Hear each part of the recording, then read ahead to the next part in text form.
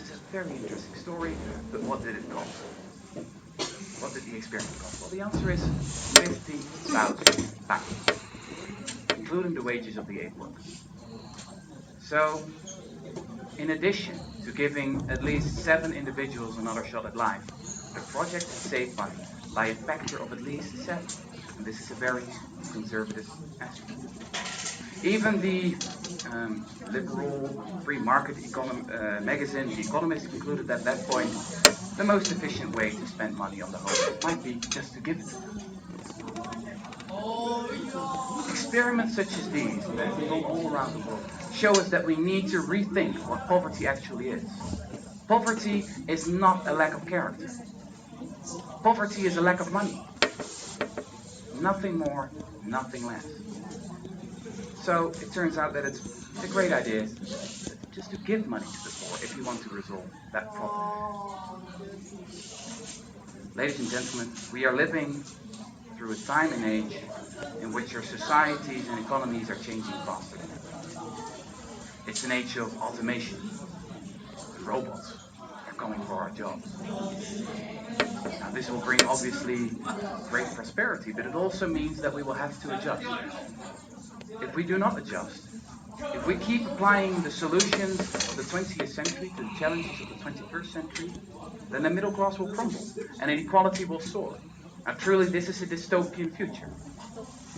Nowadays, governments are obsessed with pushing people into jobs even when there are no jobs. It's like the great inventor Richard Buckminster Fuller once said, so we have inspectors of inspectors and people making instruments for inspectors to inspect inspectors. The true business of people should be to go back to school and think about whatever it was they were doing before somebody came along and told them they had to earn a living.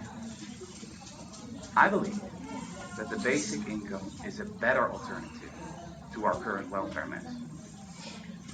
But I have to admit, throughout history, there have always been 3 arguments against it, 3 formidable objections.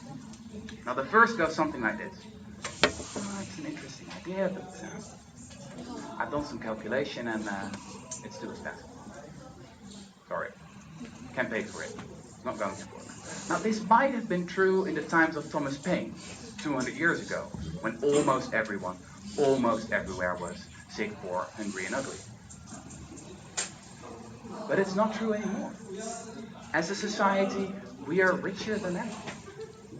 I'd like to see the basic income as a dividend of progress. Because our forefathers worked so hard to achieve our current level of prosperity, we can now afford to give everyone a share of their accomplishments. And remember, eradicating poverty is actually a necessity. There's one economist who calculated that it would cost about $175 billion to eradicate poverty in the United States. 超过15兆台币啊 $175 billion.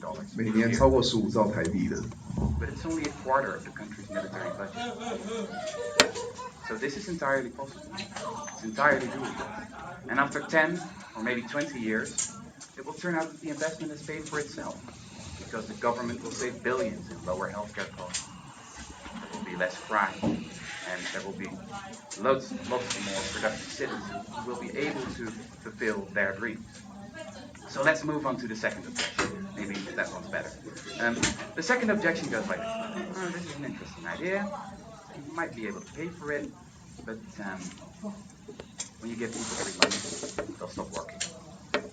You know, it's human nature. People are lazy.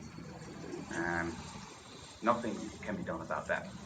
The interesting thing here is that if I would ask each and one of you in this room, would you stop working? Well, I'll give you, about €1,000. 大概4万块，1000欧元大概4 About 万块钱。 99% of you would say, of course not.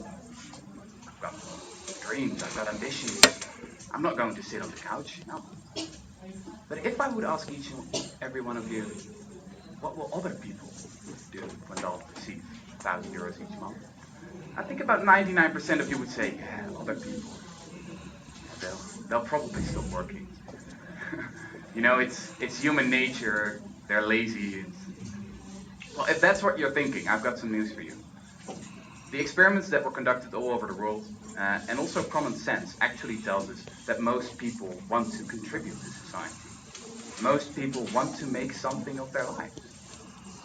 In fact, some of the experiments have shown that poor people, especially poor people, actually work more when you give them a free phone. Because it gives them the opportunity to invest in their lives or in their business. The third objection, ladies and gentlemen, might be the most difficult to overcome. I heard people sometimes say, oh, this is a great idea. We might be able to pay for it and I won't stop working. Maybe business.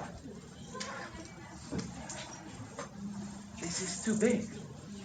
Now, politicians nowadays, they're too busy with themselves and it's never going to happen. They're short-sighted.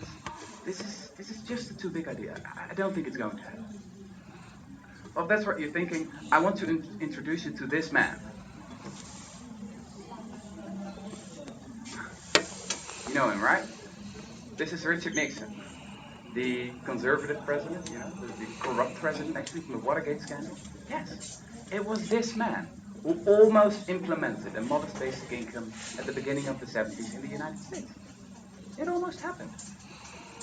Actually, his proposal got through the House of Representatives, and it hit the Senate floor, where doubts returned because some of the more progressive senators said, oh, this is a great idea, but we want a larger basic income, so we're going to reject this proposal. And, well, we never heard it from again. It's an almost forgotten episode in the history of the United States. But it shows us that, of course, it's possible.